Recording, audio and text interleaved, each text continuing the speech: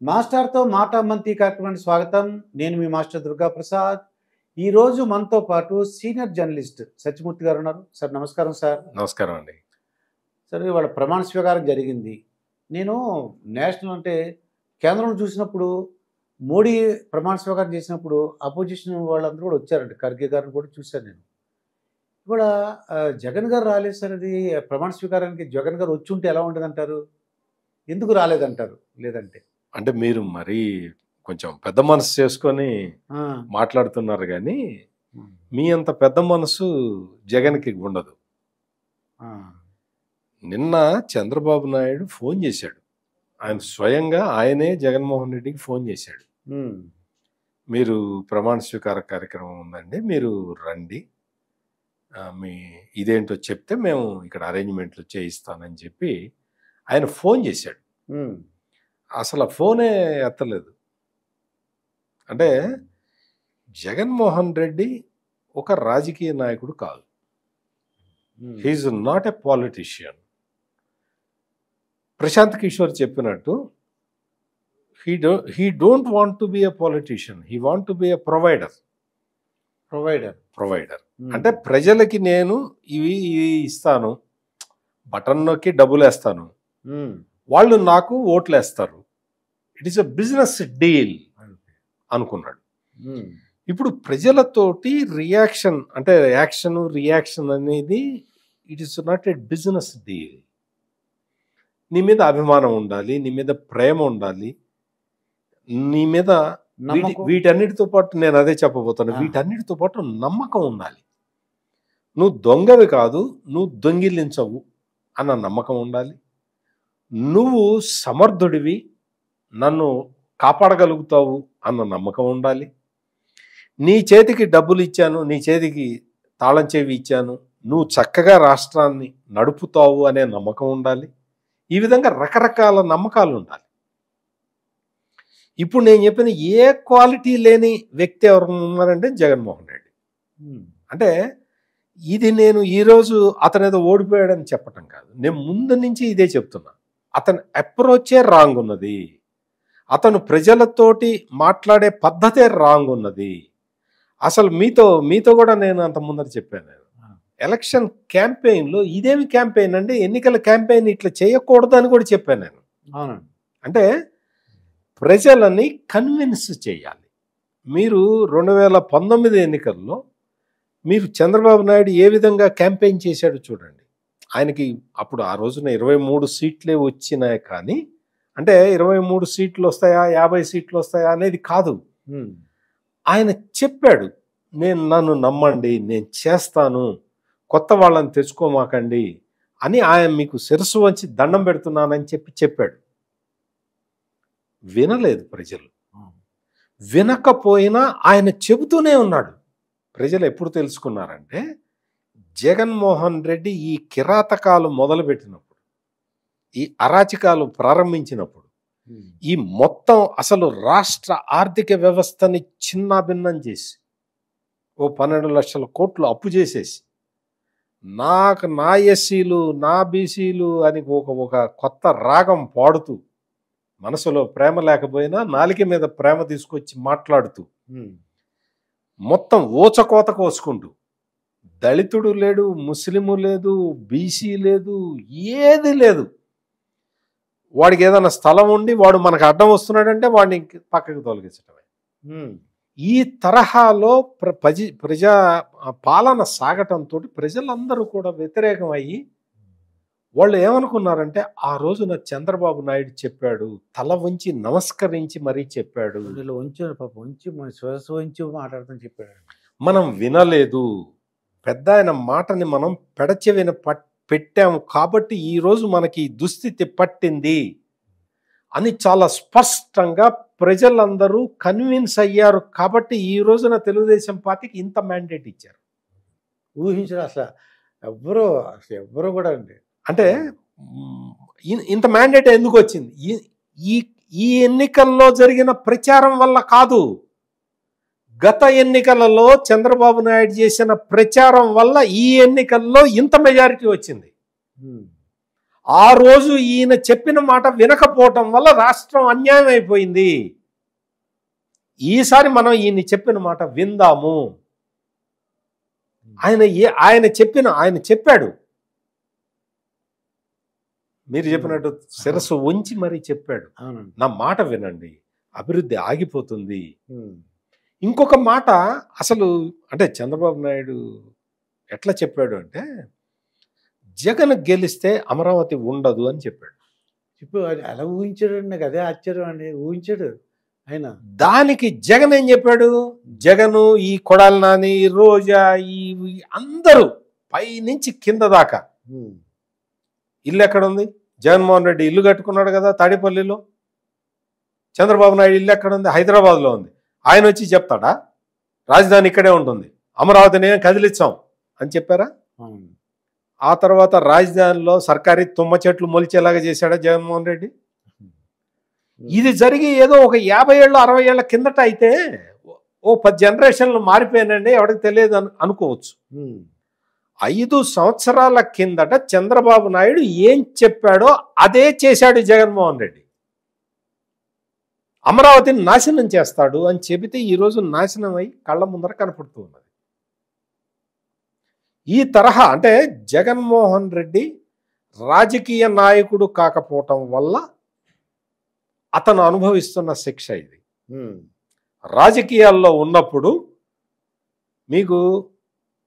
మీతో కూడా ఒకసారి నేను చెప్పాను, యాంటీ ఇన్కంబెన్సీ ఫ్యాక్టర్ అనేది దేశంలో ఏ రాష్ట్రంలో ఏ అధికార పార్టీ మీద లేనంత తీవ్రంగా ఆంధ్రప్రదేశ్లో జగన్మోహన్ రెడ్డి ప్రభుత్వం మీద ప్రజా వ్యతిరేకత ఉన్నది అనేది చాలా స్పష్టంగా కనిపించింది. అంటే నేను ఒక జర్నలిస్ట్గా నేను అన్ని అబ్జర్వ్ చేస్తుంటాను కాబట్టి నాకే స్పష్టంగా కనిపించినప్పుడు, నీకు ఇన్ని యంత్రాంగాలు ఉన్నాయి, నీకు ఇంటెలిజెన్స్ ఉంటుంది, నీకు అంటే అఫ్కోర్స్ జగన్మోహన్ రెడ్డి ఇంటెలిజెన్స్ని ఈ అవసరాల కోసం వాళ్ళ చంద్రబాబు నాయుడు ఎక్కడున్నాడు చూడు, లోకేష్ ఏం చేస్తున్నాడో చూడు, చంద్రబాబు దగ్గరికి ఎవరెవరు వెళ్తున్నారో చూడు, వీళ్ళంతా నా మంత్రులు ఎక్కడెక్కడ తిరుగుతున్నారో చూడు, వీడేం చేస్తున్నాడో చూడు, వీడెంత సంపాదించుకున్నాడో చూడు, వాడెంత సంపాదించుకున్నాడో చూడు, నా సీఎం పేషీలో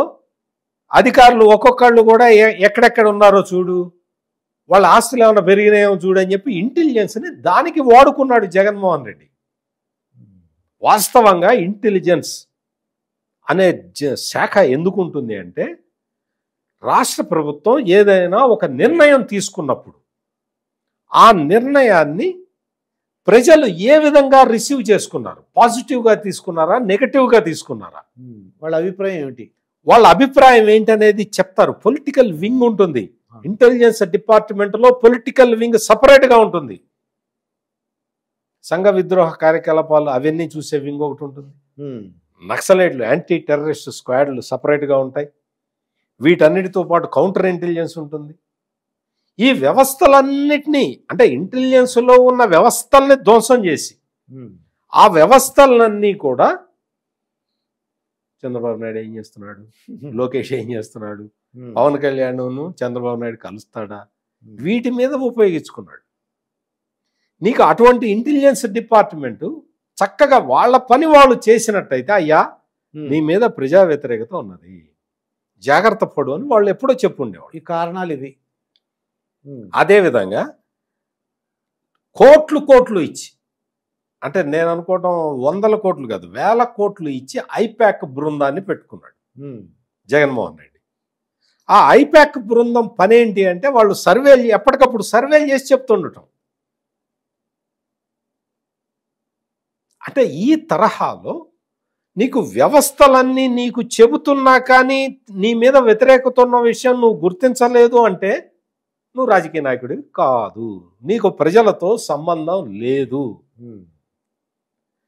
అందుకనే ఈ రోజున జగన్మోహన్ రెడ్డి మీరన్నట్టు చంద్రబాబు నాయుడు ప్రమాణ స్వీకారానికి వచ్చినట్టయితే ఆయన మీద కొంత అభిప్రాయం మారి ఉండేది ప్రజలకి. కానీ ఇతను ఈ రోజుకి కూడా ఓటమిని అంగీకరించలేని ఒక దౌర్బల్యమైన మానసిక స్థితిలో ఉన్నాడు.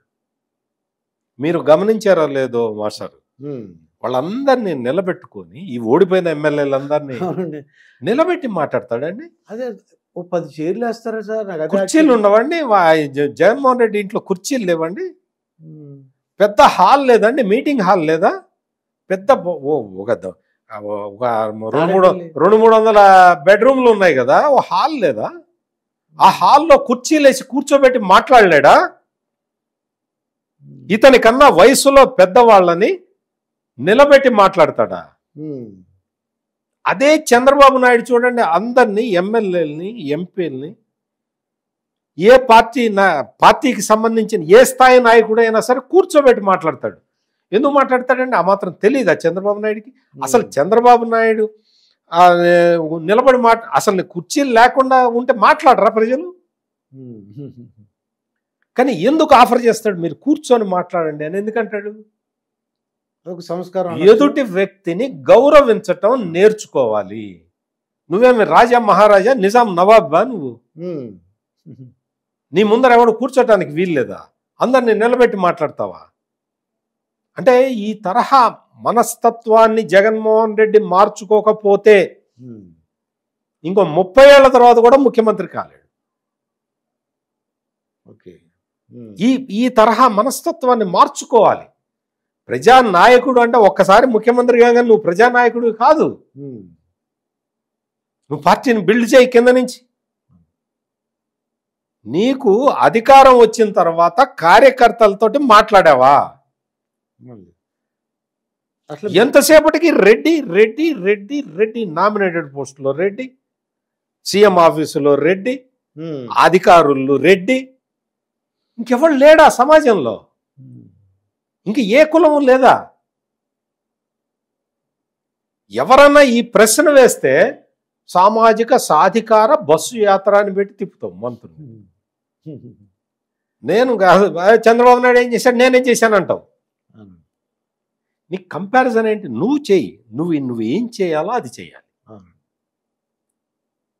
అంటే ఈ తరహాలో మనం ఎందుకంటే జగన్మోహన్ రెడ్డి అనే వ్యక్తికి అందుకనే అపోజిషన్ స్టేటస్ కూడా రాలేదు. కరెక్ట్ అండి, లేదు. మీరు అసెంబ్లీలో మొదట బాగా ఎక్కువ మెజారిటీ వచ్చింది తెలుగుదేశం, తర్వాత జనసేన తర్వాత జగన్మోహన్ రెడ్డి పార్టీ ఉంది.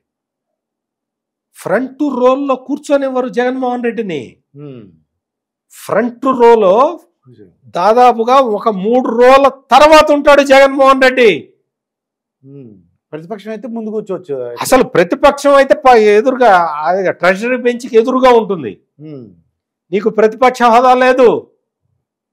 ఎవరు కూర్చోవాలి? మొత్తం 3 రోలు, మొదటి 3 రోలు అధికార పక్షం ఉంటుంది. నువ్వు వెనకెక్కడ ఉంటావు చూసుకో.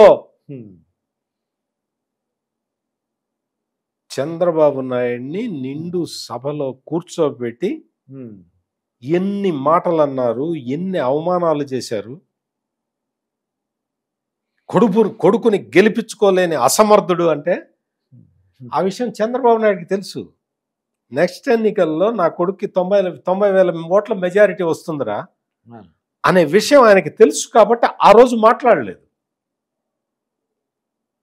చంద్రబాబు నాయుడిని హ్యూమిలియేట్ చేసి, ఈ కొడాలి నాని వీళ్ళందరూ కూడా హ్యూమిలియేట్ చేసి, ఎంత హ్యూమిలియేట్ చేస్తే అదంతా కూడా పైలపై చివరికి ఆయన భార్యని అత్యంత నీచంగా, హేయంగా, సభ్య సమాజంలో అసలు ఆ ఊహకే రాని, సభ్య సమాజం ఊహకే రాని ఒక విషయాన్ని తీసుకొని ఈ కుసంస్కారులందరూ చేస్తే ఆయన ఏడ్చాడు, ఏం చేయలేక నిస్సహాయంగా. ఆ రోజున చంద్రబాబు నాయుడు ఏడిచిన ఫోటోని ఈ రోజు వరకు వైఎస్ఆర్ కాంగ్రెస్ పార్టీ ట్రోల్ చేస్తూనే ఉన్నది. ఏడు ఇంకా ఏడు ఇంకా ఏడు ఇంకా ఏడు అని అవే ఫోటోలు పెట్టి ట్రోల్ చేసింది. మామూలు కడుపుకు అన్నం తినేవాడు ఎవడన్నా చేస్తాడు. ఒక మనిషి బాధలో ఏడుస్తున్నప్పుడు, నిన్నగాక మొన్న రామోజీరావు గారు చనిపోయారు. చనిపోయినప్పుడు ఆయన కుటుంబ సభ్యులు ఏడ్చారు. ఆ ఫోటోలు తీసుకొని తడతడకి ఆ ఫోటోలు సోషల్ మీడియాలో పోస్ట్ చేస్తారండి ఎవరన్నా కడుపుకు అన్నం తినేవాడు. అంటే ఒక మనిషి బాధలో ఉన్నప్పటి ఫోటోలని నువ్వు ప్రచారం చేసుకుంటావా? నా స్ట్రైట్ క్వశ్చన్, ఒకటే క్వశ్చన్, నేను ఇంకా మిగతా విషయాలు జోలిపోవట్లే. అంటే చంద్రబాబు నాయుడు ఏడిచే ఫోటోలని ప్రచారం చేస్తే ప్రజలు ఈ చంద్రబాబు నాయుడిని ప్రజలందరూ అసహించుకొని దగ్గరికి రానివ్వరు అనుకున్నారు. కానీ అదే సింపతి పెరిగిందండి. ప్రతి మనిషి, ఆంధ్రప్రదేశ్లో ఉన్న ప్రతి వ్యక్తి కూడా ఆ రోజు చంద్రబాబు నాయుడికి జరిగిన అవమానాన్ని ఈ ఫోటోల ద్వారా జగన్మోహన్ రెడ్డే గుర్తు చేస్తూ పోయాడు. అందుకే ఈ ఫలితం. ఈ తరహా రాజకీయాలు పనికిరావు. ఈ కక్షపూరితతో మీరు అందుకనే మీరు గవర్నమెంట్ మారిన తర్వాత ఇప్పటి వరకు చంద్రబాబు నాయుడు ఏమి చేయలేదు కదా. అంటే ఇందాకనే కదా ఒక గంట కిందట ప్రమాణ స్వీకారం చేశాడు. మీరు ప్రజలందరూ చూడండి ఎంత ఆనందంగా ఉన్నారో చూడండి. మీరు ఒక్కసారి అమరావతి వెళ్ళి చూసిరండి ఎంత ఆనందంగా ఉన్నారు. ప్రతి వ్యక్తిలో ఆనందం కనపడుతున్నది.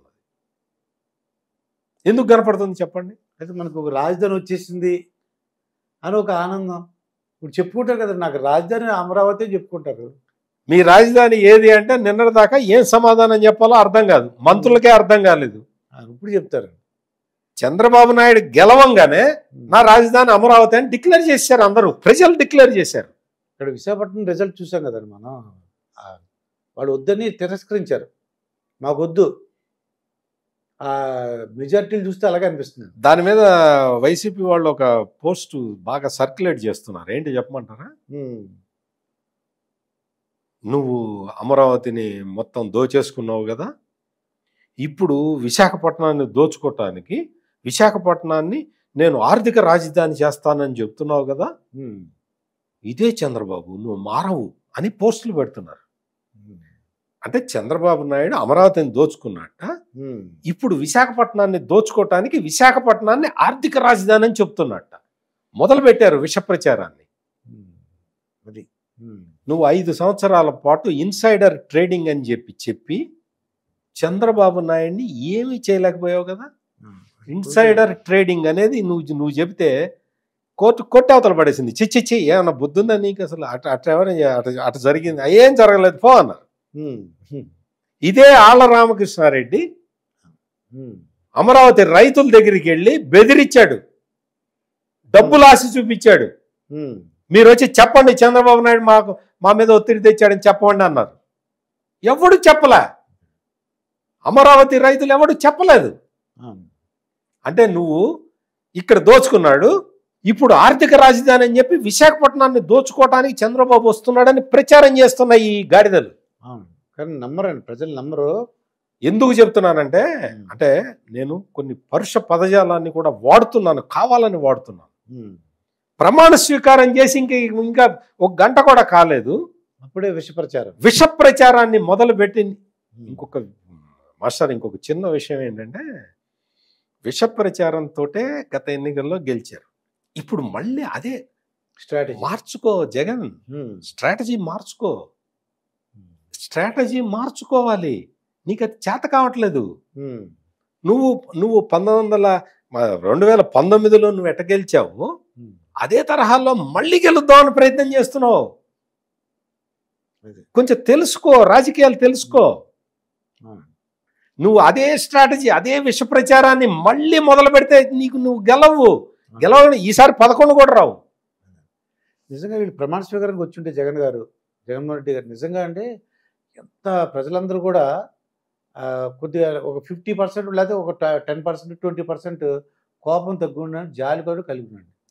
అది లేదా అతనికి అసలు అటువంటి మనస్తత్వం కాదు.